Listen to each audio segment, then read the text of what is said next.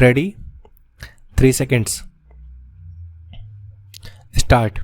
Making Indian companies and India's national economy more productive is not going to be an easy or painless task. We must recognize here that capital is scarce and costly, and this is especially so in view of the current downturn in the national and global economy.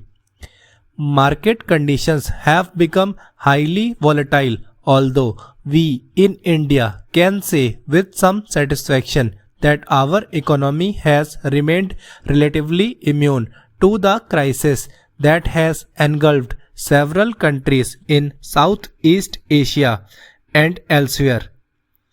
In this rapidly changing global scenario, better utilization of human resources and adoption of more efficient technologies and work practices become all the more important. This places major responsibilities on all of us, on policy makers in the government, management, trade unions, R&D institutions, media, and of course each and every worker. In this context, the first thought I would like to put before my countrymen is that productivity enhancement must be given the priority in all sectors of the economy. The appeal I would like to make to every worker and every organization is work faster, work better, work for the nation. Concretely, this would mean that individuals as well as organizations must pay greater attention to cutting costs and boosting the quality of their products and services. Both individuals and organizations must give priority to better management of available assets before drawing up plans for new investment. They must think of ways to save energy and materials in every economic activity.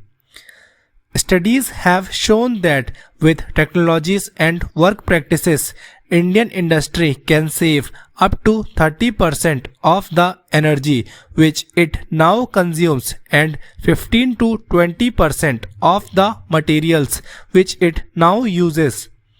The greatest scope for saving, however, is in time, which is also the most precious of all the economic resources.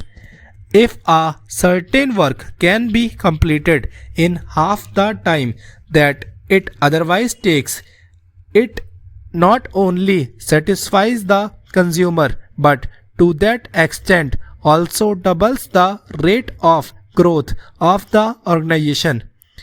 I believe that there is a vast scope for both speeding and improving the work in every office or productive establishment in the country, especially in the government.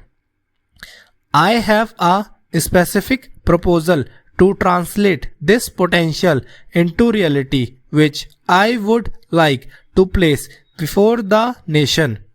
Let every organization in the country invite ideas and suggestions from its employees at all levels on how it can work faster and better. I call upon policy makers in the government, captains of industry and trade unions and leaders of other concerned organizations to develop this concept further so that we can launch the National Work Improvement Campaign in an expeditious and effective manner. The cornerstone of the National Work Improvement Campaign will have to be an emphasis on teamwork. Excellence in work is rarely the result of individual excellence. Rather, it is the cumulative outcome of the proper management of team talent. In order to enrich and activate team talent, we must create organizations that are less hierarchical and more democratic. We must create an environment which accepts creative ideas and initiatives from whichever direction they may come. The National Work Improvement Campaign must also place high emphasis on continuous learning at the workplace. Training, retraining, and acquisition of new knowledge should become an integral part of our work culture. Let each and every economic organization in the country become a learning organization, and let India itself become a learning nation. Our efforts to create a new national work culture will bear a desired fruit only if it is rooted in the age of concept of seva. Work becomes more than a job indeed.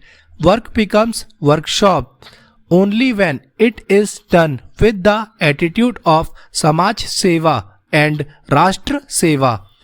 Once again, I congratulate the Shram Award winners and their managements and express the hope that they will continue to display the qualities that have won them this prestigious national honor. Before concluding, let me reiterate to my appeal to all my countrymen. Let us together honor Bharat Mata by launching sincerely and earnestly the National Work Improvement Campaign with the central appeal: work faster, work better, work for the nation. I greet you all and every brother and sister around the world on the 50th anniversary of the National Declaration of Human Rights. This day, 50 years ago, the member states of the United Nations adopted what President Roosevelt so movingly described as the International Magna Carta of all men everywhere. The immediate backdrop of the declaration was the horrifying spectacle of man's brutality against man as witnessed during the Second World War. During those bleak years of this century, an individual's inalienable right to dignity and liberty were brutally trampled upon. The Universal Declaration of Human Rights was supposed to be a safeguard against the repetition of brutalities of World War II and to establish the overriding supremacy of human rights. This noble purpose was understood by the Vienna Declaration that asserted all human rights are universal, indivisible, interrelated, and interdependent. This must be noble.